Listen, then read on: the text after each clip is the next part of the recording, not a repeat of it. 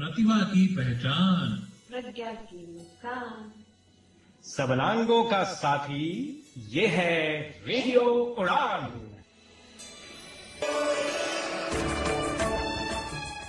Radio उड़ान के programmes की जानकारी के लिए, शोज में पार्टिसिपेट करने के लिए, किसी भी शो को फीडबैक देने के लिए, आर्काइव रिक्वेस्ट करने के लिए, आरजे बनने के लिए और अपने फेवरेट आरजेस की प्रोफाइल्स पढ़ने के लिए लॉग ऑन करें www.radioudan.com। स्काइप आईडी रेडियो उड़ान, ईमेल mail@radioudan.com। रेडियो उड़ान, अ फ्लाइट ऑफ लाइफ।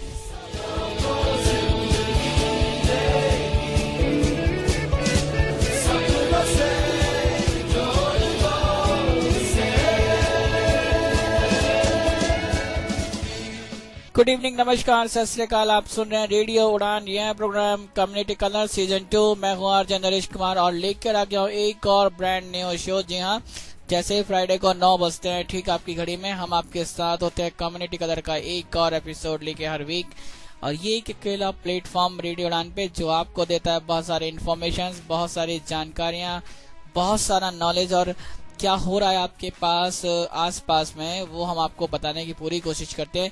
यहाँ तक कि देश दुनिया में क्या हो रहा है वो भी हमारी कोशिश होती है कि हम आपको इस शो के थ्रू बता रहे हैं। जी हाँ, ये एक ऐसा शो 1 घंटे का जो सिर्फ आपको देता है इन्फॉर्मेशन एंड इन्फॉर्मेशन। यानी कि इस शो में आपको कोई गाने सुनने को नहीं मिलते, लेकिन जो चीजें मिलती हैं वो ऐसी होती हैं जो आपकी वीकली डोज कंप्लीट कर देती है।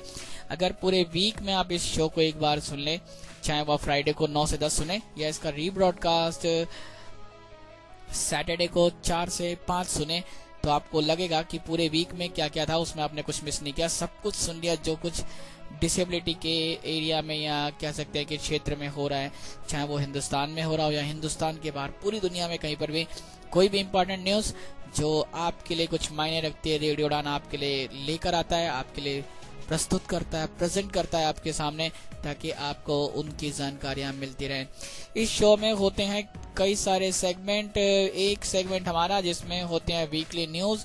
वीकली न्यूज में हम आपको बताते हैं देश दुनिया की खबरें, क्या क्या हुआ और क्या होने वाला है। इसके साथ साथ हमारे सेगमेंट में होता है ट्रेनिंग अलर्ट्स। जी हाँ, ट्रेनिंग अलर्ट्स में हम आपको बताते हैं कौन कौन सी इंपॉर्टेंट ट्रेनिंग्स हैं जो आप ज्वाइन कर सकते हैं और अपने आपको स्किलफुल बना सकते हैं। और ट्रेनिंग के साथ साथ हमारे पास होते हैं कुछ प्रोडक्ट अलर्ट भी होते हैं। जी हाँ, प्रोडक्ट्स कौन कौन से ऐसे असिस्टिव डिवाइस के जो प्रोडक्ट्स होते हैं, कौन कौन से आपके लिए प्रोडक्ट बने हैं, चाहे वो किसी भी डिसेबिलिटी को हेल्प आउट करते हो, वो हम आपको बताने की पूरी कोशिश करते हैं।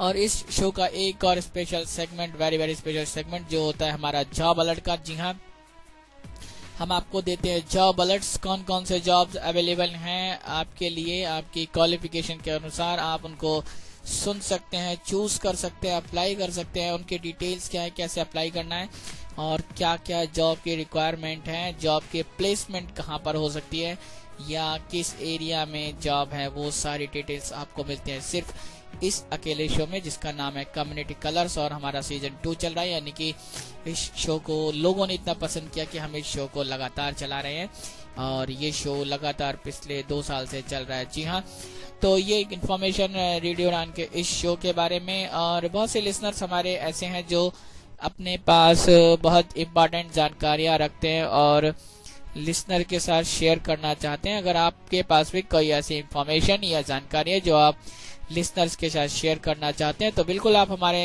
हमसे कांटेक्ट कर सकते हैं 9 से 10 फ्राइडे को शो के दौरान कभी भी, क्योंकि ये लाइव शो होता है इसलिए आप पार्टिसिपेट कर सकते हैं।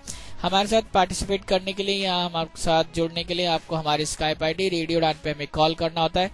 रेडियो उड़ान की स्काइप आईडी रेडियो उड़ान RADIOUDAAN, इस आईडी पर आप हमें टेक्स्ट मैसेज कर सकते हैं, चाहे तो हमें डायरेक्ट कॉल करके अपनी बात लिसनर्स तक पहुंचा सकते हैं। और अगर आपने अपनी कॉन्टेक्ट लिस्ट में हमारे स्काइप आईडी को अभी तक ऐड नहीं किया है तो प्लीज जल्दी से करें, हमें रिक्वेस्ट सेंड करें RADIOUDAAN और मैं आपकी रिक्वेस्ट इमीडिएटली एक्सेप्ट करूंगा और आपके साथ जो भी इन्फॉर्मेशन होगी वो लिसनर तक हम शेयर करने की पूरी कोशिश करेंगे। इसके साथ साथ आप हमें कॉल कर सकते हैं या सिंपली एक छोटी सी मिस कॉल दे सकते हैं शो में पार्टिसिपेट करने के लिए। कम्युनिटी कलर्स का जो एक मोबाइल नंबर है 9015173846, जी हाँ यही हमारा व्हाट्सअप नंबर भी है इस शो के लिए।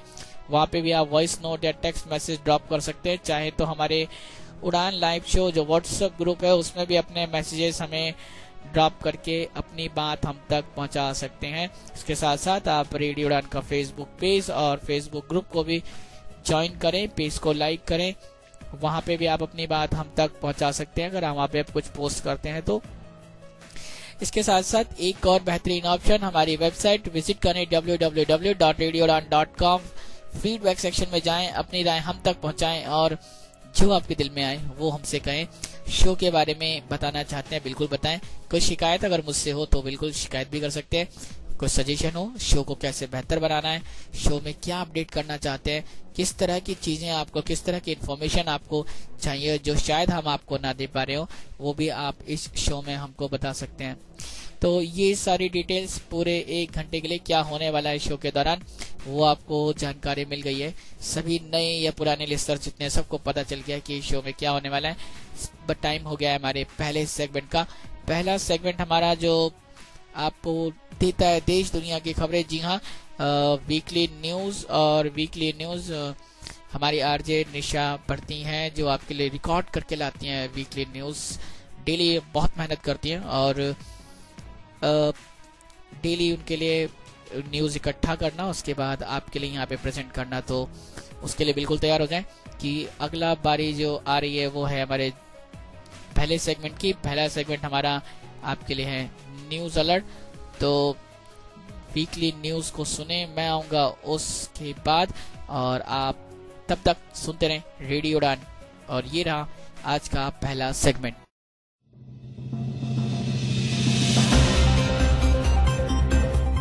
गुड इवनिंग दोस्तों, रेडियो उड़ान के प्रोग्राम कम्युनिटी कलर्स में मैं आरजे निशा आपका बहुत बहुत स्वागत करती हूँ। जी हाँ, मैं इस शो में आपके लिए डिसेबिलिटी सेक्टर से जुड़ी खबरें लेकर आती हूँ। इससे पहले कि हम आज की खबरों की शुरुआत करें, मैं आपको रेडियो उड़ान की सबसे बड़ी खबर बता देती हूँ। जी हाँ, ये इन्फॉर्मेशन बहुत ही इम्पोर्टेंट है। रेडियो उड़ान पर उड़ान आइडल शुरू होने वाला है 10 जून को। 10 जून यानी सैटरडे को रात को 9 बजे आपको रेडियो उड़ान जरूर चलाना है ताकि आप उड़ान आइडल के ऑडिशन सुन सकें। अगर आपने उड़ान आइडल में पार्टिसिपेट किया है तब तो आप ये ऑडिशन सुनेंगे ही, पर अगर आपने पार्टिसिपेट नहीं भी किया तो भी आप ये ऑडिशन जरूर सुनिए। आपको इस शो में बहुत मजा आएगा। अलग अलग तरह की आवाजें सुनने को मिलेंगी, कुछ बहुत सुरीली होंगी तो कुछ बेसुरी भी हो सकती हैं। जजेस के इंटरेस्टिंग कमेंट सुनने को मिलेंगे। ये इवेंट इंटरनेट रेडियो की दुनिया का एक बहुत ही बड़ा इवेंट है। इनफैक्ट पहला ही ऐसा इवेंट है जो कोई इंटरनेट रेडियो ऑर्गेनाइज करने वाला है। इस इवेंट के लिए 150 से भी ज्यादा लोगों ने अपनी एंट्रीज भेजी हैं और ये बहुत ही शानदार इवेंट होने वाला है। तो आप भी इस इवेंट का हिस्सा बनिए और रेडियो उड़ान पर इस शो को जरूर सुनिए। जी हाँ, 10 जून रात 9 बजे। उसके बाद हर सैटरडे आप रात 9 बजे उड़ान आइडल के ऑडिशन सुन सकते हैं।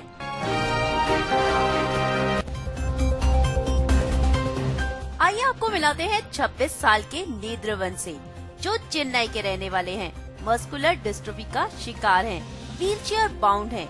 जब इन्हें एम्प्लॉयर्स ने जॉब देने से मना कर दिया तो ये डिसहार्टन नहीं हुए, बल्कि इन्होंने इसे एक अपॉर्चुनिटी की तरह लिया, एक अपॉर्चुनिटी अपने सपनों को पूरा करने की। जी हाँ, नेत्रवन बचपन से ही ऑटोमोबाइल इंजीनियर बनना चाहते थे। अगर वो ऑटोमोबाइल इंजीनियर नहीं बन सके तो क्या ऑटोमोबाइल कंपनी के मालिक ही बन गए। 26 साल के नेत्रवन बचपन से ही मस्कुलर डिस्ट्रोफी का शिकार हैं। नेत्रवन के फादर को ये बीमारी थी और ये एक जेनेटिकल डिसऑर्डर है। डॉक्टर्स ने कहा था कि उनके बाद शायद 3rd जनरेशन को ये डिजीज हो सकती है, बट अनफॉर्चुनेटली बचपन में ही नेत्रवन के अंदर मस्कुलर डिस्ट्रोफी के सिम्टम्स दिखाई देने लगे। क्योंकि उसके पेरेंट्स इस बात से वाकिफ थे तो उन्होंने जल्दी ही मेडिकल केयर शुरू कर दी। नेत्रवन शुरू में चल फिर लेते थे, बट थोड़ी प्रॉब्लम से मस्कुलर डिस्ट्रोफी वो डिजीज है जिसमें धीरे धीरे आपकी सारी मसल्स वीक हो जाती हैं और आप धीरे धीरे व्हील चेयर पर आ जाते हो। नेत्रवन की बीमारी हर साल बढ़ रही थी और उसके हिसाब से 30 साल की उम्र तक वो व्हील चेयर पर आ जाने वाला था, पर फेट ने उसका साथ नहीं दिया और जब वो MBA कर रहा था तो वो गिर पड़ा। गिरने के कारण उसके हिप बोन में फ्रैक्चर हो गया, जिसकी वजह से वो उसके बाद व्हील चेयर पर आ गया। नेत्रवन साइंस लेना चाहता था, ऑटोमोबाइल इंजीनियर बनना चाहता था, बट उसकी डिसेबिलिटी के कारण उसकी टीचर ने कहा कि उसे कॉमर्स लेना चाहिए, क्योंकि अगर वो साइंस लेगा तो लैब्स में जाना, वहाँ पर जाके काम करना उसके लिए मुश्किल होगा। नेत्रवन ने अपनी टीचर की बात मानी और कॉमर्स स्ट्रीम में परस्यू किया। उसके बाद उन्होंने अन्ना यूनिवर्सिटी से MBA किया। MBA करने के बाद उन्होंने बहुत सारी कंपनीज में अप्लाई किया, बट उनकी डिसेबिलिटी के कारण उन्हें जॉब नहीं मिली और नेत्रवन ने इसे एक अपॉर्चुनिटी की तरह लिया। वो उन सभी एम्प्लॉयज का शुक्रिया करते हैं जिन्होंने उन्हें जॉब नहीं दी, क्योंकि नेत्रवन उसी के कारण एनकरेज हो सके अपना खुद का बिजनेस करने के लिए। जब नेत्रवन को चलने फिरने में प्रॉब्लम होती थी तो उनके फादर ने एक कॉम्पैक्ट स्कूटर नेत्रवन के लिए डिजाइन किया था। नेत्रवन ने सोचा कि इसी स्कूटर को रोड पर लाना होगा, सभी डिसेबल लोगों के लिए यूजफुल बनाना होगा।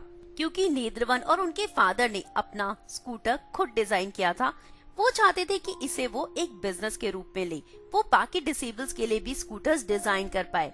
उनकी फैमिली ने हमेशा उन्हें सपोर्ट किया, जिसकी वजह से उन्होंने 2 साल तक रिसर्च किया, इस फील्ड में पूरी नॉलेज गेन की। फाइनली नेत्रवन ने फरवरी 2016 में अपनी एक कंपनी खोल ली जिसका नाम है नेपेनाय। उन्हें स्टार्टिंग के फंड स्टेट गवर्नमेंट से मिले under the prime minister employment generation programme और उन्होंने 11 लाख अपनी फैमिली और फ्रेंड्स से इकट्ठा करके इस कंपनी की शुरुआत की। वो अपनी इस कंपनी में सिर्फ ई स्कूटर्स ही डिजाइन करते हैं, वो सिर्फ ई स्कूटर्स बनाते हैं। उनका कहना है कि इलेक्ट्रिक स्कूटर्स की, इलेक्ट्रिक व्हीकल्स की हमारी कंट्री को बहुत ज्यादा जरूरत है, क्योंकि पॉपुलेशन लेवल बहुत बढ़ गया है। अगर हम इस तरह के छोटे छोटे मेजर्स नहीं उठाएंगे तो पॉल्यूशन को कंट्रोल करना बहुत मुश्किल होगा। जी हाँ, उनकी कंपनी बना रही है स्कॉट्रा CML, जो कि एक ई स्कूटर्स है, डिसेबल्स के लिए डिजाइन किया गया है। नेत्रवन का सपना है कि वो एक ई कार भी डिजाइन करे जो हर तरह के डिसेबल लोगों के लिए बेनिफिशियल हो, हर तरह की डिसेबिलिटी वाले लोग इस कार को यूज कर पाएं। ये उनका एक टोकन होगा डिसेबिलिटी सेक्टर की तरफ।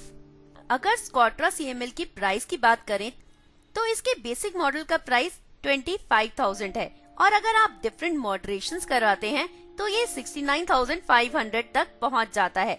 अगर देखा जाए तो ये बहुत ही इकोनॉमिकल है और अगर पर्सनल मोबिलिटी मार्केट की बात करें तो ये सबसे ज्यादा अफोर्डेबल है। नेत्रवन दुनिया को ये दिखा देना चाहते हैं कि लिमिटेशंस आपके दिमाग में होती है, बॉडी में नहीं।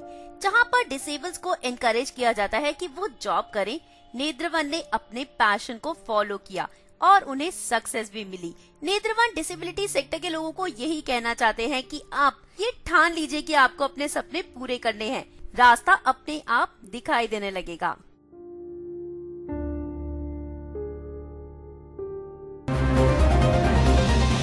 मोदी गवर्नमेंट ने डिसेबल्स को एक नया नाम दिया, दिव्यांग, यानी कि दिव्य अंग वाले लोग। पर क्या एक नया नाम देना काफी है? नहीं। मोदी गवर्नमेंट डिसेबल्स की तरफ काफी सॉफ्ट भी दिखाई दी, छोटे छोटे चेंजेस भी किए, RPT बिल भी पास हो गया। पर जब एक्चुअल वर्किंग की बात आई तो माजरा कुछ और ही दिखाई दे रहा है।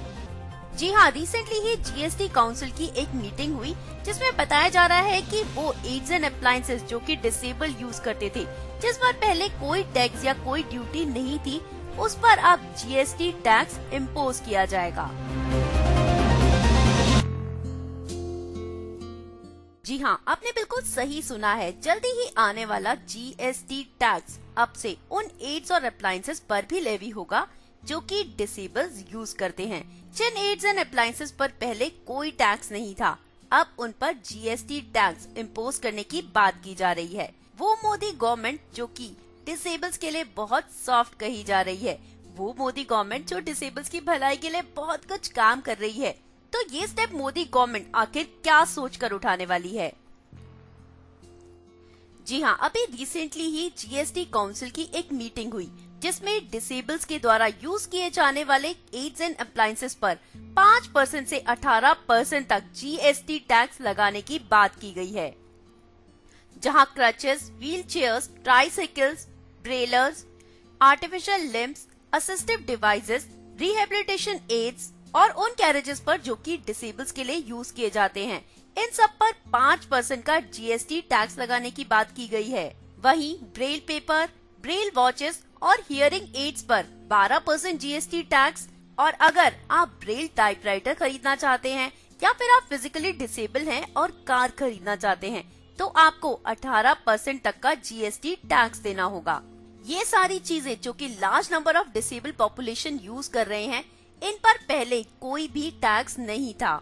इस टैक्स के बाद इन सभी एड्स एंड अप्लायंसेस की कीमत और भी बढ़ जाएगी। जहां पहले ही इंडिया में डिसेबल पॉपुलेशन बहुत ही वीकर सेक्शन को बिलोंग करती है, जहां पहले ही इंडिया में बहुत सारे डिसेबल्स के लिए ये एड्स एंड अप्लायंसेस लेना बहुत मुश्किल होता है, वहीं अगर इनका प्राइस इतना बढ़ जाएगा तो क्या इसका एक डिसेबल की लाइफ पर एडवर्स इफेक्ट नहीं होगा? उसके एजुकेशन में, उसके एम्प्लॉयमेंट में, उसकी एक्सेसिबिलिटी में क्या इससे एडवर्स इफेक्ट्स नहीं होंगे? इस तरह तो डिसेबल्स को जो लिमिटेड एंटाइटलमेंट्स मिल रहे थे या अपॉर्चुनिटीज मिल रही थी, उससे भी उसे डिप्राइव होना पड़ सकता है। आरपीडी बिल 2016 जो कि पास हो चुका है, इस आरपीडी बिल में पर्सन्स विद डिसेबिलिटी जैसे टर्म्स यूज किए गए हैं। उसके बावजूद भी इस नोटिफिकेशन में हैंडीकैप जैसे डिरोगेटरी टर्म्स को यूज किया गया है। National platform for the rights of persons with disability NPRPD ने इस नोटिफिकेशन के अगेंस्ट प्रोटेस्ट किया है। उन्होंने कहा है कि इसको फाइनलाइज करने से पहले ही वापस ले लिया जाए। उन्होंने कहा कि बाकी डिसेबल कम्युनिटी की जो NGOs हैं या बाकी एसोसिएशंस हैं जो डिसेबिलिटी फील्ड में काम कर रही हैं, उन सबको मिलकर इसके अगेंस्ट प्रोटेस्ट करना चाहिए। अगर सब लोग मिलकर इसके अगेंस्ट आवाज उठाएंगे तो शायद गवर्नमेंट अपना डिसीजन वापस लेने पर मजबूर हो जाए। तो इसलिए एकजुट होकर सभी डिसेबिलिटी राइट एक्टिविस्ट को, सभी एसोसिएशंस को, सभी NGOs को मिलकर इसके अगेंस्ट आवाज उठानी चाहिए। आरपीडी बिल 2016 के हिसाब से भी ये बिल्कुल गलत है। डिसेबल्स के लिए जिंदगी आसान बनाने की बात हो रही थी, उस पर ये किस तरह का स्टेप है ये समझ नहीं आता। रेडियो उड़ान की टीम गवर्नमेंट के इस नेगेटिव स्टेप का कड़ा विरोध करती है। डिसेबल्स को हमेशा से एक अलग सेक्शन ऑफ सोसाइटी की तरह देखा जाता है, एक अलग कम्युनिटी की तरह देखा जाता है। कुछ लोग उन पर तरस खाते हैं तो कुछ उन पर विश्वास करते हैं। ये विश्वास इसलिए नहीं कि वो विश्वसनीय होंगे, ये विश्वास इसलिए क्योंकि शायद उन्हें कमजोर समझा जाता है। लगता है कि ये लोग इतने कमजोर हैं कि किसी को क्या हार्म देंगे। इस बात का बहुत लोग फायदा भी उठा लेते हैं, जैसे कि ये महाशय जो 63 साल की उम्र में भी गोल्ड स्मगल करने के लिए व्हील चेयर का सहारा ले रहे थे। जी हाँ, सैटरडे को इंदिरा गांधी इंटरनेशनल एयरपोर्ट पर कस्टम ऑफिशियल्स ने एक आदमी को पकड़ा जो कि 63 साल का था और गोल्ड स्मगल करने के लिए उसने व्हील चेयर का सहारा लिया था। कस्टम ऑफिशियल्स को ये इन्फॉर्मेशन मिली थी कि 2 लोग गोल्ड स्मगल कर रहे हैं और दुबई से आने वाली जेट एयरवेज की फ्लाइट जिसमें ये 2 लोग थे, एक व्हील चेयर पर और दूसरा व्हील चेयर चला रहा था। इन दोनों के ऊपर कोई सस्पिशन नहीं था क्योंकि ये एक हैंडीकैप्ड इंसान है तो ये गोल्ड क्या स्मगल करेगा।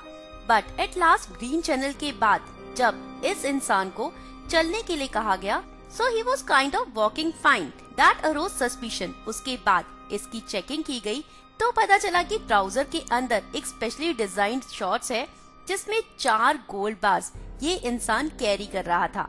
इस शॉर्ट्स को उसके पेट के साथ रोप से बांध दिया गया था। अब इन दोनों लोगों को अरेस्ट कर लिया गया है।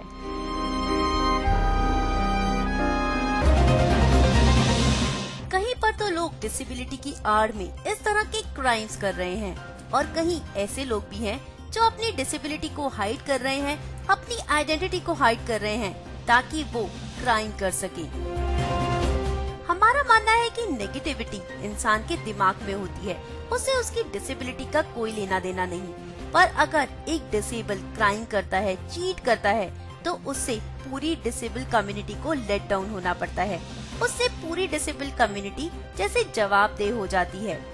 जैसे कि ये मिस्टर परवेज, जिन्होंने न सिर्फ एक लड़की से जबरदस्ती शादी की बल्कि उसे रेप किया, उसे अपने घर में कैप्टिव बना के रखा।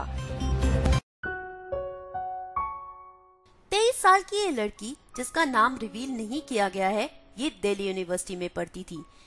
जिसने बताया कि उसके पास एक फोन कॉल आया।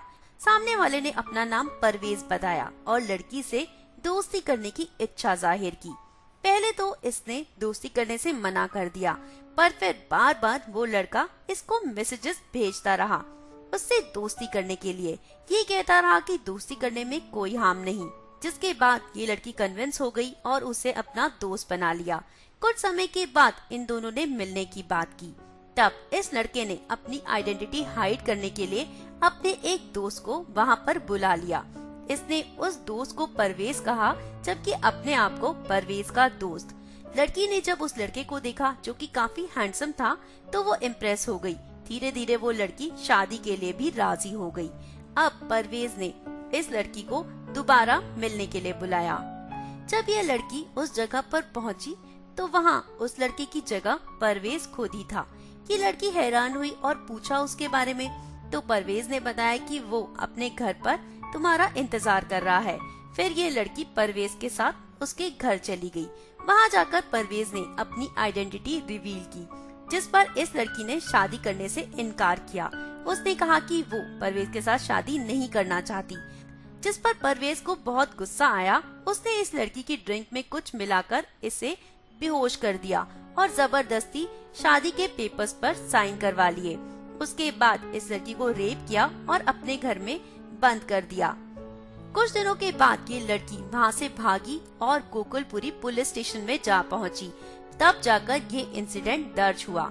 इस लड़के का कहना है कि उसने जबरदस्ती शादी भी नहीं की और रेप भी नहीं किया, पर अब इस लड़के के खिलाफ केस कोर्ट में चल रहा है।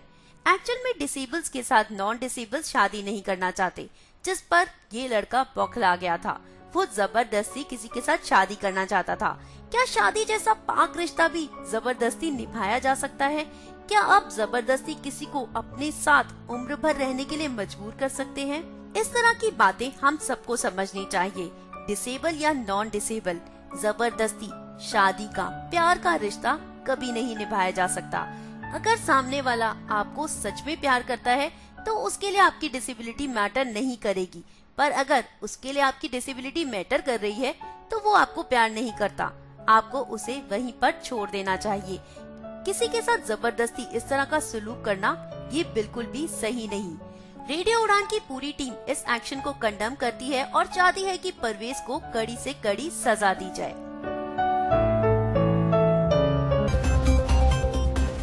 आपको ये सुनकर कैसा लगेगा कि एक विजुअली इम्पेयर्ड पर्सन भी न्यूज़पेपर पढ़ सकता है या फिर रोड पर लगे हुए साइंस पढ़ सकता है? जी हाँ, जयपुर बेस्ड एक स्टार्टअप एलमेड के डायरेक्टर मिस्टर गुंजन गुप्ता का कहना है कि ये पॉसिबल है। जी हाँ, जयपुर बेस्ड ये स्टार्टअप है एलमेड, जिसमें 12 लोगों की एक टीम काम कर रही है। इसके डायरेक्टर मिस्टर गुंजन गुप्ता ने बताया कि ये एक वियरेबल डिवाइस है। एक विजुअली इम्पेयर्ड पर्सन को ग्लासेस की तरह ये डिवाइस पहन लेनी है और जहाँ भी कुछ पढ़ना है तो वहाँ पर इस डिवाइस पर लगा एक बटन प्रेस करना है। जब आप ये बटन प्रेस करेंगे तो उस डिवाइस के सामने जो भी चीज होगी उसकी एक पिक्चर ये ले लेगा। उसके बाद 2 सेकंड की प्रोसेसिंग होगी और प्रोसेसिंग के बाद वहाँ जो भी लिखा है वो आपके लिए रीड आउट हो जाएगा। इस तरह आप सामने लिखा हुआ कुछ भी पढ़ सकते हैं। ये वेरिएबल डिवाइस 2 महीने के अंदर लॉन्च हो जाएगी। जुलाई तक ये वेरिएबल डिवाइस आ जाएगी। तब तक एंड्रॉइड में एक ऐप है जो कि इसी तरह सेम पैटर्न पे काम करती है। आपके फोन में ये ऐप डाल सकते हैं आप। उसके बाद कहीं भी आपको कोई टेक्स्ट पढ़ना है तो उसकी एक पिक्चर लीजिए। उसके बाद अपने फोन में वो टेक्स्ट को आप रीड कर सकते हैं। ट्यूसडे को जयपुर में हुआ माइक्रोसॉफ्ट एक्सेसिबिलिटी समिट, जहां पर ये वेरिएबल डिवाइस तो थी ही, इसके अलावा और भी बहुत सारी एप्स और डिवाइसेस थी जो विजुअली इम्पेयर्ड लोग यूज कर सकते हैं। चलिए आइए आपको उन डिवाइसेस के बारे में भी बता देते हैं। इनोवेशन टेक, जो कि एक मुंबई बेस्ड स्टार्टअप है, उन्होंने एक मिनी टाइपराइटर जैसी डिवाइस इन्वेंट की है।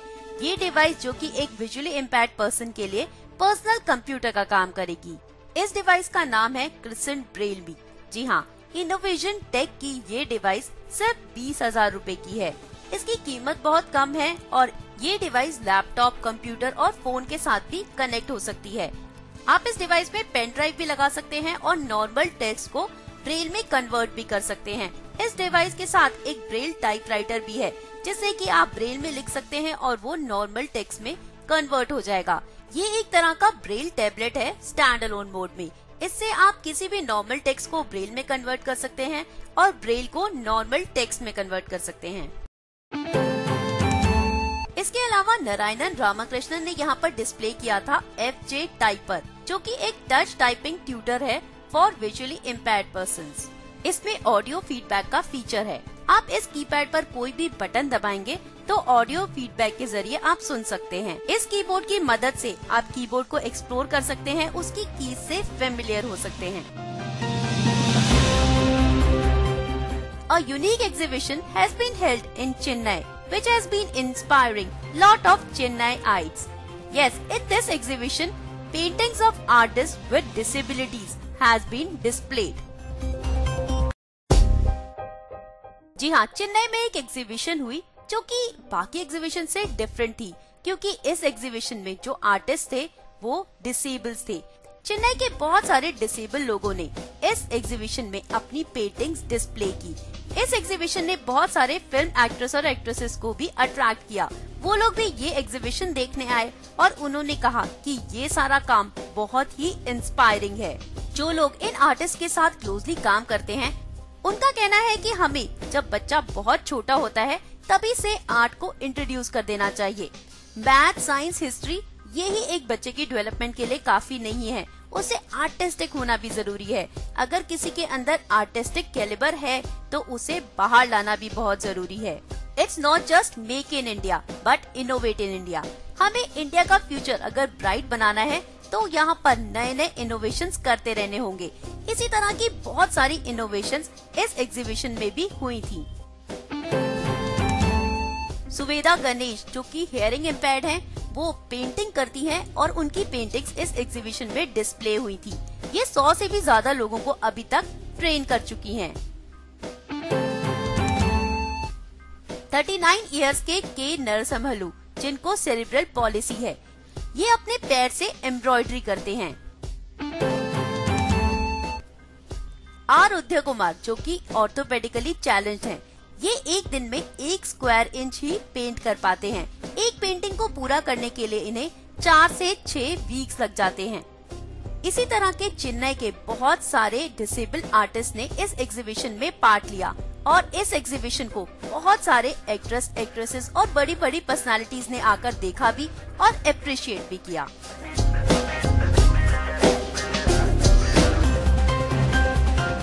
चलिए अब बात करते हैं उन इवेंट्स की जो आप अटेंड कर सकते हैं। उससे पहले वॉइस विजन आपके लिए लेकर आ रहा है एक इंग्लिश स्पीकिंग कोर्स। जी हाँ, voice vision in collaboration with Takshashil foundation आपके लिए लेकर आ रहा है 10 महीने का ये इंग्लिश स्पीकिंग कोर्स, जिसमें आप अपनी इंग्लिश को इम्प्रूव कर सकते हैं। जी हाँ, अगर आप विजुअली इम्पेयर्ड हैं और अपनी स्पोकन इंग्लिश को इम्प्रूव करना चाहते हैं तो आपके लिए ये गोल्डन अपॉर्चुनिटी लेकर आ रहा है voice vision. Voice vision in collaboration with Takshashil foundation एक वीकेंड इंग्लिश स्पीकिंग कोर्स लेकर आ रहा है। ये कोर्स जून से लेकर अप्रैल तक होगा, यानी कि 10 महीने। Every Saturday Sunday from 3 PM to 4:30 PM यहाँ पर स्किल्ड ट्रेनर्स होंगे जो आपको इंग्लिश सिखाएंगे। वेन्यू है तक्षशील फाउंडेशन, पुष्पांजलि हॉल, गार्डन 2, लोखंडवाला कॉम्प्लेक्स, अंधेरी वेस्ट, मुंबई। इसके लिए आपको कोई भी फीस नहीं देनी, ये बिल्कुल फ्री ऑफ कॉस्ट है। अगर आपको इस कोर्स के लिए एनरोल कराना है तो आपको या तो कॉल करना होगा या SMS भेजना होगा 9820566010 या फिर 02240400000 पर। 15 जून से पहले रजिस्ट्रेशन कराना बहुत जरूरी है। अगर आपने प्री रजिस्ट्रेशन नहीं कराया है तो आप ये कोर्स ज्वाइन नहीं कर पाएंगे।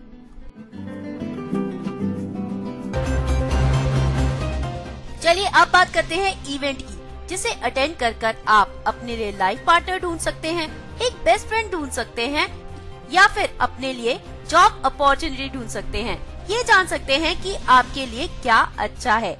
जी हाँ, फ्यूजन, जो कि एक face to face social network है, वो नेटवर्क जो प्रमोट करता है inclusion and main streaming of persons with and without disability. And now fusion is back with yet another meet. जी हाँ, फ्यूजन समय समय पर इस तरह की मीट्स ऑर्गेनाइज करता रहा है ताकि वो इंक्लूजन और main streaming of persons with and without disabilities को प्रमोट कर सके। फ्यूजन एक face to face social network है। यहाँ पर आपको मौका मिल सकता है अपना सोलमेट ढूंढने का, या फिर अपना बेस्ट फ्रेंड, या अपनी ड्रीम जॉब ढूंढने का, ये जानने का कि आपके अंदर कौन से हिडन स्किल्स हैं। आप इस मीट को जरूर अटेंड कीजिए और यहाँ आपको बहुत मजा आने वाला है। इस बार की इस मीट का मेन थीम है पब्लिक स्पीकिंग। आपको अपनी पसंद के किसी भी टॉपिक पर 1 मिनट की स्पीच तैयार कर आना है और यहाँ आपको अपनी स्पीच के लिए फीडबैक्स भी मिलेंगे। साथ साथ आपको फर्स्ट क्लास पब्लिक स्पीकर बनने के लिए टिप्स भी मिलेंगे। ये इवेंट होने वाला है 4 जून 2017 को। टाइम है 2 PM to 6 PM और वेन्यू है Bhai Singh Sadan on Bhai Vir Singh Marg near Gol market, central Delhi. Nearest metro station है रामकृष्णा आश्रम। आप राजीव चौक के मेट्रो स्टेशन पर भी उतर सकते हैं, बट ये थोड़ा दूर पड़ेगा। ये वेन्यू हर किसी के लिए कम्प्लीटली एक्सेसिबल होगा। For more information you can log in to www.silver-linings.org और you can mail to preeti.monga@silverlinings.org या फिर preeti.monga@gmail.com पर। उम्मीद करती हूँ डिसेबिलिटी से जुड़ी ये सारी खबरें जो मैं आज आपके लिए लेकर आई आपको जरूर पसंद आई होंगी। आपको बहुत सारी नई चीजें पता चली होंगी, आपकी नॉलेज बढ़ी होगी और आपको कुछ नई इन्फॉर्मेशन भी मिली होगी। तो चलिए अब चलते हैं आरजे नरेश के पास और जानते हैं उनसे आज की जॉब अपॉर्चुनिटीज के बारे में। तब तक मुझे यानी आरजे निशा को दीजिए इजाजत। अगले हफ्ते डिसेबिलिटी सेक्टर की और ढेर सारी खबरें लेकर मैं यहाँ पर हाजिर हो जाऊंगी।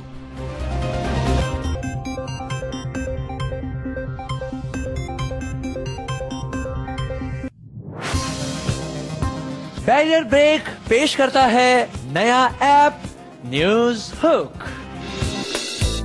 न्यूज हुक एक ऐसा ऐप है जिसे विशेष तौर पर विकलांगजनों और सीनियर सिटीजन के लिए एक्सेसिबल बनाया गया है। ये ऐप टॉकबैक के साथ पूरी तरह कंपैटिबल है और इसमें खबरों के लिए साधारण इंग्लिश का इस्तेमाल किया जाता है। तो आज ही अपने एंड्रॉइड प्ले स्टोर पर जाइए और टाइप कीजिए NEWZHOOK, डाउनलोड कीजिए और एंजॉय कीजिए न्यूज हुक।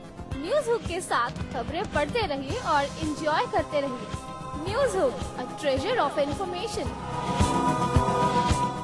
Welcome back. आप सुन रहे हैं प्रोग्राम कम्युनिटी कलर्स और ये सीजन 2 है हमारा और इस सीजन 2 में आपको मिल रहे हैं बिल्कुल वीकली न्यूज आरजे निशा पेश करते हैं हर वीक आपके लिए और बहुत ही इंटरेस्टिंग जानकारियां आपके लिए लेकर आती हैं। तो बहुत बहुत शुक्रिया निशा जी, आपने आज भी हमें बहुत सारी इंटरेस्टिंग न्यूज और खबरें बताई और इवेंट्स बताएं, तो उसके लिए हम सबकी तरफ से बहुत बहुत शुक्रिया और थैंक यू वेरी मच।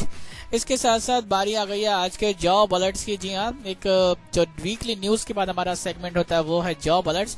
तो जॉब्स अलर्ट्स जो है हमारे पास अवेलेबल हैं, लेकिन उससे पहले आज कुछ स्पेशल लेकर आया हूं मैं आपके लिए, वो देखना जरूर होगा। और मैं लिसनर्स के लिए कुछ ऐसी चीजें लेकर आया हूं जिसको आपको जानना और सुनना बहुत ही प्रेरणादायक या मोटिवेशनल हो सकता है। तो चलिए एक छोटा सा इंटरव्यू जो बातचीत मैंने आप लिसनर्स के लिए की वो मैं आपके लिए लाया हूँ और इन्होंने अपनी मेहनत से बहुत नाम कमाया है।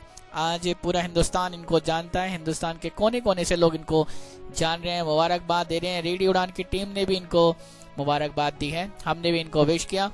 लेकिन ये जानना बहुत जरूरी है कि आखिर इन्होंने क्या किया, तो मेहनत रंग लाई है और क्या किया है। तो चलिए इनसे मिलते हैं, इनसे बात करते हैं और बताएंगे आपको इनके मुंह से ही, मतलब ये खुद बताएंगे आपको कि इन्होंने क्या कामयाबी हासिल की है। जी, आपका बहुत बहुत स्वागत है रेडियो उड़ान के प्रोग्राम कम्युनिटी कलर सीजन 2 में। लिसनर्स को आप अपना नाम बताएं। मेरा नाम मोहम्मद शहनवाज आलम है और मेरा जन्म 1 फरवरी 1998 में लिलजा विलेज लिलजा सहरसा डिस्ट्रिक्ट में हुआ था और मेरे पापा का नाम मोहम्मद रेजा हुसैन है और मम्मी का नाम नेहरूनिसा है और मैं 5 भाई 1 बहन हूँ जिसमें मैं चौथे नंबर पे हूँ। मेरे पापा घर पे खेती बाड़ी करते हैं और किसान हैं, सेवानिवृत्त शिक्षक भी हैं वो।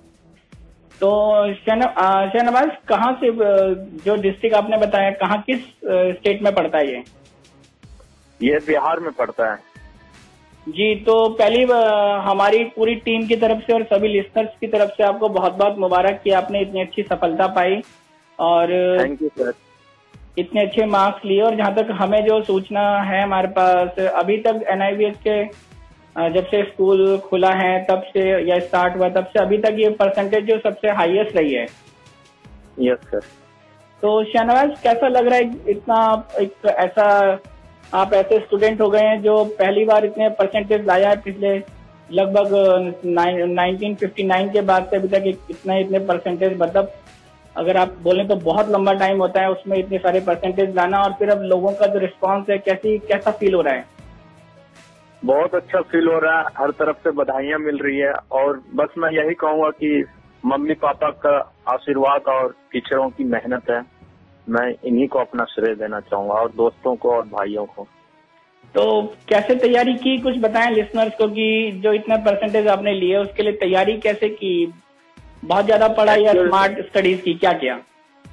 सर एक्चुअली में मेरा इंटरेस्ट हिस्ट्री और नंबर 2 पे पॉलिटिकल में है, तो इसमें मैं शुरू से ही अब मेहनत करता था और बाकी हिस्ट्री और पॉलिटिकल में मेरा इंटरेस्ट है, तो इसमें मैं शुरू से ही काफी मेहनत करता था। जो मेरे शिक्षक पढ़ाते थे उसे ध्यान से सुनता था, हॉस्टल में आके रिवीजन करता था उसका, और फिर उसके बाद इंग्लिश हिंदी भी पढ़ता था, लेकिन हिस्ट्री पॉलिटिकल को मैं काफी पढ़ता था क्योंकि एक इंटरेस्ट, और मैं इसको बाहर से भी पढ़ता था, बाहरी नॉलेज भी अपना रखता था, तो इस वजह से मेरी तैयारी इसमें बहुत अच्छी हो गई थी और इसका रिजल्ट ये हुआ कि हिस्ट्री में मैं 100 नंबर अचीव किया। जी, तो इनके हिस्ट्री में 100 आउट ऑफ 100 है, बहुत अच्छी बात है अलम। और बाकी पॉलिटिकल में क्या रहा आपका?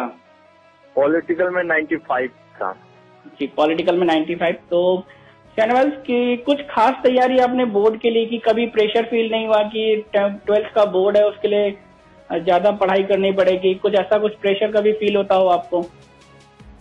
जी, ये तो प्रेशर शुरू से ही सभी स्टूडेंट को होता है कि 12th का रिजल्ट हर चीज के लिए मतलब महत्वपूर्ण होता है, तो सबको प्रेशर रहता है ऊपर से, तो मुझे भी था उसी तरह। लेकिन शुरू के 1-2 महीने थोड़ा मैं किसी कारणवश ज्यादा अच्छी पढ़ाई नहीं कर पाया था, लेकिन अगस्त से मैं फिर सोचा कि लाइफ की बात है, तो फिर मैंने पढ़ाई कंटिन्यू की और जब भी समय मिलता था पढ़ाई करता था। और जब PL जब मिल जाता है, 15 दिन के लिए PL मिला था एग्जाम से पहले हम लोग को, तो उसमें मैं लगभग 8-9 घंटे रोज पढ़ाई करता था। तो डेली 8-9 घंटे पढ़ते थे एग्जाम से पहले। शहनवाज ये बताएं कि किस तरह की प्रॉब्लम्स फेस करनी पड़ी इस पूरे दौर में? अगर आप देखें कि किस तरह की बीइंग अ विजुअली चैलेंज की किस तरह की प्रॉब्लम्स आई आपको, फिर भी आपने किया, लेकिन कुछ प्रॉब्लम्स होती हैं जो फेस करनी पड़ती हैं और कई बार बहुत मेजर इश्यू बन जाते हैं वो। एक्चुअली मैं जहाँ पे रहता हूँ, मेरा स्कूल सेंट्रल गवर्नमेंट का, तो वहाँ पे मुझे उतना फेस नहीं करना पड़ा क्योंकि वहाँ पे हर चीज ब्रेल और ऑडियो में अवेलेबल थी, तो वहाँ पे मुझे उतना फेस नहीं करना पड़ा। फिर भी जो सैंपल पेपर होता है ये ब्रेल में नहीं हो पाता, तो जो एग्जाम के लास्ट दिन में थोड़ा बहुत पढ़ते तो उसमें फेस करना पड़ा था, तो वो हमें NIVH रीडर प्रोवाइड करवाते, तो उसके थ्रू हम पढ़ लिए थे वो उसे। कभी कभी जो कुछ बच्चे जहाँ पे ये चीज अवेलेबल नहीं होता तो उनको ज्यादा परेशानियां होती होगी। इसके अलावा एक जो विजुअली चैलेंज होते हैं उनकी बहुत बड़ी प्रॉब्लम होती है स्क्राइब को लेके, तो स्क्राइब का इश्यू कैसा था आपके साथ? स्कूल ने प्रोवाइड किया, आपको खुद अरेंज करना पड़ा? सर हमें तो सब कुछ स्कूल ने प्रोवाइड किया। ओके, स्कूल ही आपको प्रोवाइड करता है वहाँ पे? Yes sir. स्कूल क्लासेस के अलावा किस तरह की सपोर्ट देता है अपने स्टूडेंट्स को कि वो अच्छी तैयारी कर पाएं और बोर्ड में अच्छे मार्क्स ला पाएं? स्कूल क्लास में पढ़ाते हैं, फिर एक्स्ट्रा क्लास भी लेते हैं हमारी, मतलब जब सब बच्चों की छुट्टी हो जाती है तो एक्स्ट्रा भी ले लेते हैं कभी कभी, जिसमें लगता है कि बच्चा कमजोर है तो उसमें एक्स्ट्रा भी ले लेते हैं। और फिर रीडर प्रोवाइड करवाते हैं, मतलब हॉस्टल में वो हमें पढ़ाने आते हैं, जो प्रिंट की बुक्स होते हैं तो फिर वो रीड कर देते हैं हमारे लिए, तो रीडर प्रोवाइड करवाते हैं वो। तो शहनवाज, अब क्या प्लान है आगे का, क्या करना चाहते हैं आगे? आगे मैं हिस्ट्री ऑनर्स ड्यू से करना चाहता हूँ, और उसके बाद फिर सिविल सर्विस की तैयारी करके सिविल सर्विस में जाना चाहता हूँ, फिर सिविल सर्विस में जाना चाहता हूँ। और लिसनर्स को बताएं शहनवाज को पढ़ाई के अलावा और किस किस चीज में इंटरेस्ट है? और फिर फ्री टाइम में दोस्तों से बातें कर, म्यूजिक सुन लेता हूँ, गाना, और कभी कभी क्रिकेट खेलना पसंद करता हूँ। स्पोर्ट्स में भी मेरा इंटरेस्ट है, लेकिन मैं उसमें ज्यादा अच्छा नहीं कर सका, इसलिए उसमें ज्यादा कुछ मेरा वो स्कोर नहीं है जो मैं कुछ खास कर पाया हूँ, लेकिन इंटरेस्ट मेरा उसमें भी रहा है। इतनी ईमानदारी से सब कुछ शहनवाज बता रहे हैं, बहुत साफ मन से सब कुछ बता रहे हैं।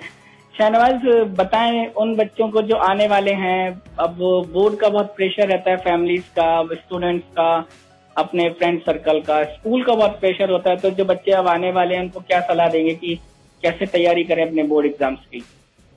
उनको मैं यही कहूंगा कि वो एक गोल लेके चले, और ये मतलब ये सोच ले कि जो अभी हमें सामने लक्ष्य मिला है इसे हमें तोड़ना है, क्योंकि इससे भी पहले मेरे सामने भी एक लक्ष्य था कि इससे पहले 94% था, और एक बोर्ड हमारे स्कूल में, उस पे जो बच्चा टॉप करता उसका लिखा होता, तो हर समय हमें लगता था कि जब मेरे भैया इतने ले आए तो इससे आगे जरूर मैं भी ले आऊंगा, और मतलब एक मन में था कि मेरा भी आना चाहिए, तो सब बच्चों के मन में होता है कि मेरा भी आना चाहिए, तो एक टारगेट लेके हमें चलना है, और रिकॉर्ड तो बनते रहते हैं और टूटते, रिकॉर्ड बनते हैं ये टूटने के लिए, इसे तोड़ना है, बस मन में ठान लेना है कि जब मेरे भैया का 95 आया तो मैं भी 96, 97, 98, 99 ला सकता है, ठान लेना है कि हमें तोड़ना है, ये नहीं कि हम नहीं कर पाएंगे, वो तो कर लिया, हम नहीं कर पाएंगे, ऐसा कुछ नहीं है, ठान लेंगे तो सब कुछ संभव है, मैं यही चाहता हूँ। ये शहनवाज आलम हैं जो NIBH ब्लाइंड स्कूल में अभी 95% के साथ टॉपर रहे हैं,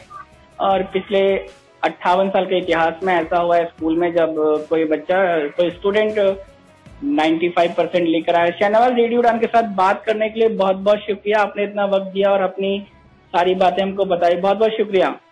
थैंक यू सर, अपने प्रोग्राम में शामिल करने के लिए। जी थैंक यू। रेडियो उड़ान और मित्र ज्योति ने एक ब्रेल मैगजीन लॉन्च की है जिसका नाम है इनसाइट।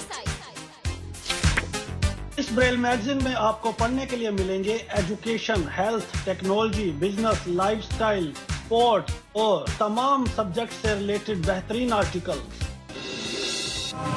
ये एक क्वार्टरली मैगजीन है जो आपको साल में हर 3 महीने के बाद उपलब्ध करवाई जाएगी।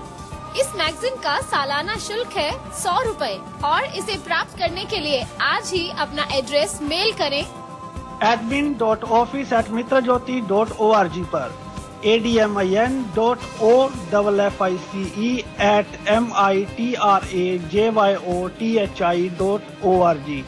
कॉल कर सकते हैं 8022587623 पर। Happy reading.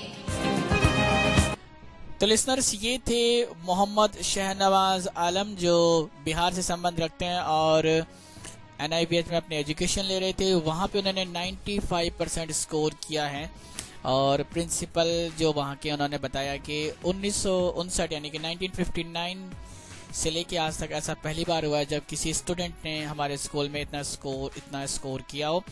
तो पूरी टीम की तरफ से एक बार फिर से बहुत बहुत मुबारकबाद। और अब देहरादून NIBH से चलते हैं दूसरे पहाड़ी इलाके में। जी हाँ, एक और हिल स्टेशन पे मैं आपको लेके चलता हूँ। जगह का नाम है शिमला। शिमला में NIBH के बैनर तले एक बहुत बड़ा संघर्ष चल रहा है, बहुत लंबा एक संघर्ष चल रहा है वहाँ पे विजुअली चैलेंज का, जो अपने अधिकारों के लिए, अपनी बातों के लिए, अपने हक के लिए वहाँ पे लड़ रहे हैं। लगभग पिछले दिनों से यानी कि 250 दिनों से भी ज्यादा हो गए हैं और अभी भी उनकी समस्याएं हल नहीं हुई हैं। समस्याएं लगातार यूं की यूं बनी हुई हैं।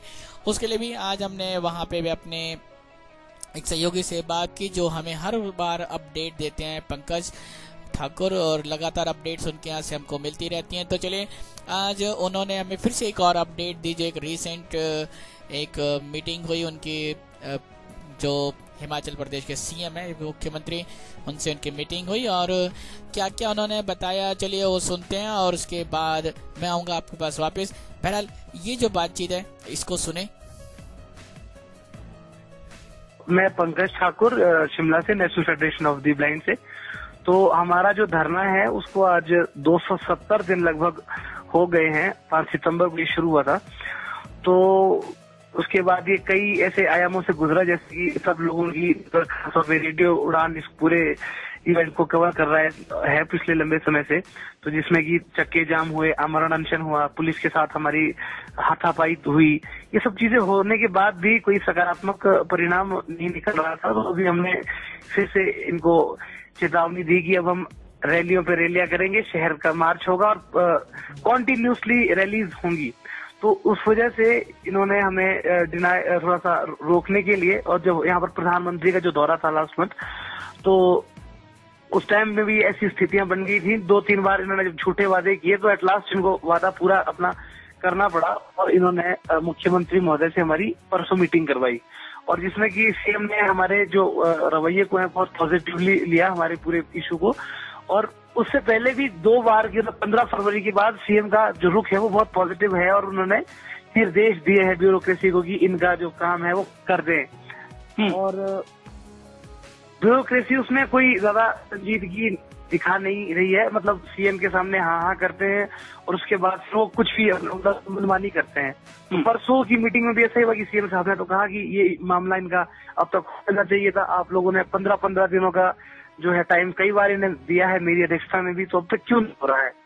तो फिर हमने कहा कि सर इसमें जो है ये ऑल सेक्रेटरीज डिपार्टमेंट चाहिए और चीफ सेक्रेटरी और आपकी अध्यक्षता में मीटिंग होनी चाहिए।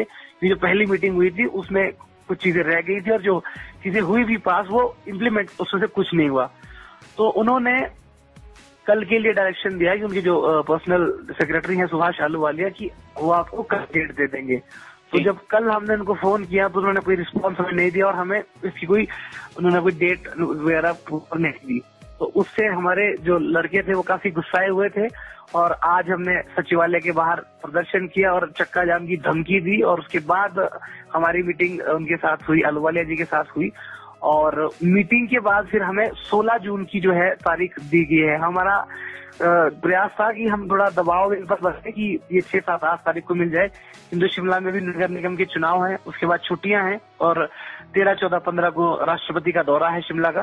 तो इस वजह से फिर हमें 16 तारीख की डेट मिली है और हमारा प्रयास है कि 16 तारीख को माननीय रोंगटा जी भी इस मीटिंग में होंगे और फिर देखते हैं क्या कंक्लूजन निकल के आता है। अब पंकज जी, प्रॉब्लम कहाँ पर आ रही है कि आप लगातार इतने 270 दिन से प्रोग्राम, मतलब ये पूरा धरना प्रोग्राम चल रहा है, बहुत लंबा हो गया है। ऑर्गेनाइजेशन के साथ बहुत बड़े बड़े लोगों के नाम जुड़े हैं, चाहे वो एसके रोंगटा साहब हो या और भी जो नेता हैं एनएफपी के नेशनल लेवल के, फिर भी सफलता नहीं मिल रही है। और आप कह रहे हैं कि पॉलिटिकली अगर सीएम साहब का रुख है काफी अच्छा है, फिर भी प्रॉब्लम कहाँ पे आ रही है? इसमें प्रॉब्लम जो थी वो ये थी कि सितंबर के बाद से जब हमारा धरना शुरू हुआ तो ऑलमोस्ट दिसंबर जनवरी तक तो सीएम साहब को ये पता ही नहीं था कि हिमाचल में कोई इस तरह का धरना भी चल रहा है।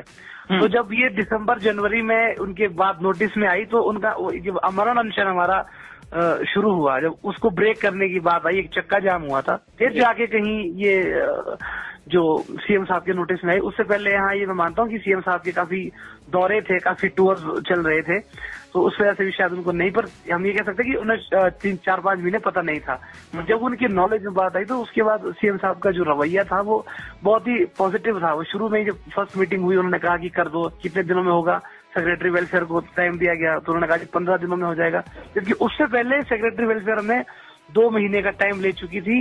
1 महीना उसके बाद चीफ सेक्रेटरी गुमराह कर चुके थे और फिर भी उन्होंने 15 दिन कहे और वो टाइम बीत गया और कुछ नहीं हुआ। उसके बाद फिर ये प्रक्रिया चलती रही। जब भी हम सीएम साहब से मिलते हैं वो एक टाइम बाउंड करते हैं, ब्यूरोक्रेसी को ऑर्डर करते हैं और ब्यूरोक्रेसी जो है उस चीज टाल देती है। इस कारण से मुझे लगता है कि शायद जैसे हमारे यहाँ भी चुनाव होने वाले हैं तो उन्हें ऐसा भी लगता होगा शायद ये सरकार तो कुछ टाइम बाद यहाँ कोड ऑफ कंडक्ट लगने वाला है, तो जितना लंबा खींचा जाए तो खींचे। पर ये समझ नहीं आता कि ब्यूरोक्रेसी इस तरह का रवैया क्यों इख्तियार कर रही है। तो अभी आप कह रहे हैं कि अभी इलेक्शन आने वाले हैं, उसके बाद अगर आचार संहिता लगती है तो फिर काम रुक जाएंगे, तो उसके लिए फिर आप लोग कैसे तैयारी कर रहे हैं कि जो जल्दी से काम आपका हो पाए, या फिर आप भी आपको भी लगता है कि अब अगर इलेक्शन के बाद भी काम हो तो कोई प्रॉब्लम नहीं है आप लोगों को? नहीं, देखिए इसमें दो बातें हैं। एक तो ये धरना अब तब तक टूटेगा नहीं जब तक हमारे एक एक आदमी को रोजगार मिल नहीं जाता, वो चाहे अगली सरकार से ही क्यों न लेना पड़े। किंतु ऐसा नहीं है, हम इसको अभी बहुत फास्ट कर देंगे मूव को अपने।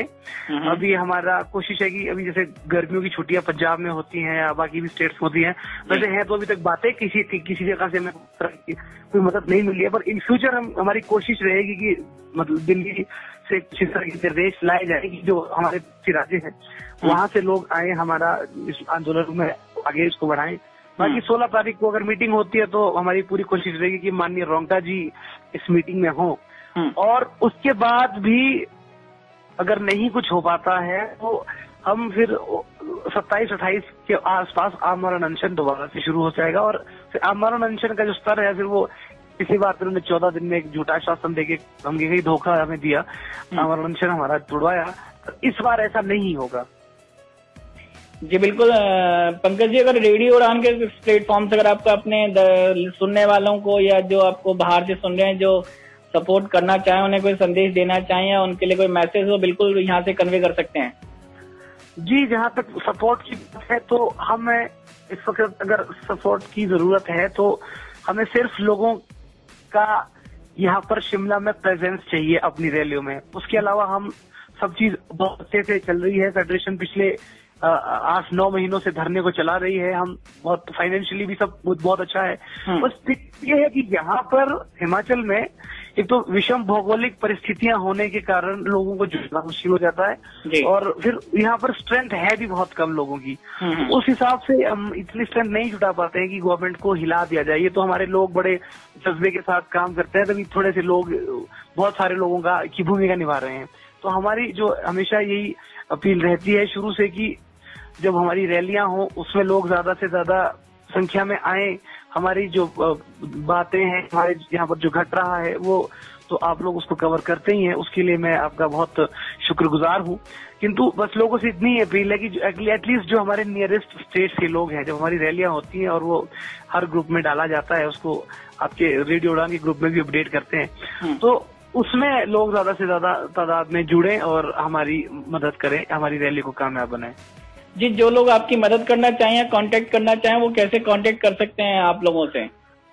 जी, वो कांटेक्ट कर सकते हैं। मेरा मोबाइल नंबर है 8988341042। मैं फिर से दोहरा दूं 8988341042। और हमारे जो जनरल सेक्रेटरी हैं शोभूराम जी, उनका मोबाइल नंबर है 9418350970। मैं एक बार फिर दोहरा दूं 9418350970। जी, तो ये नंबर्स हैं लिसनर्स के लिए जो इनको सपोर्ट करना चाहते हैं और इनके साथ भागीदारी निभाना चाहते हैं, वो इनको कांटेक्ट कर सकते हैं। पंकज जी, पूरी अपडेट के लिए बहुत बहुत शुक्रिया। तो ये थे पंकज जो अपनी पूरी अपडेट हमको दे रहे थे शिमला से। चलिए, वक्त हो गया मेरे जाने का। उम्मीद है आपको आज का शो पसंद आएगा। लिसनर्स वो निराश ना हो जो यहाँ से अब जो अपडेट लेना चाहते थे। जॉब अलर्ट्स हमारे पास हैं और डेट्स अभी हैं, आप चिंता ना करें। कोई भी ऐसा जॉब अलर्ट आज मिस नहीं हुआ जिसके डेट निकल जाएगी। तो नेक्स्ट वीक हम आपको जल्दी से जॉब अलर्ट जरूर देंगे। और बहरहाल अब क्योंकि नेक्स्ट शो बिल्कुल रेडी है, तो चलिए मैं चलता हूँ। Bye bye. उम्मीद के इस प्रॉमिस के साथ कि नेक्स्ट वीक ठीक 9 बजे आपके साथ इसी शो में कम्युनिटी कलर सीजन 2 में आपके साथ होगा। Till then keep listening radio Udaan, flight of life. Happy listening.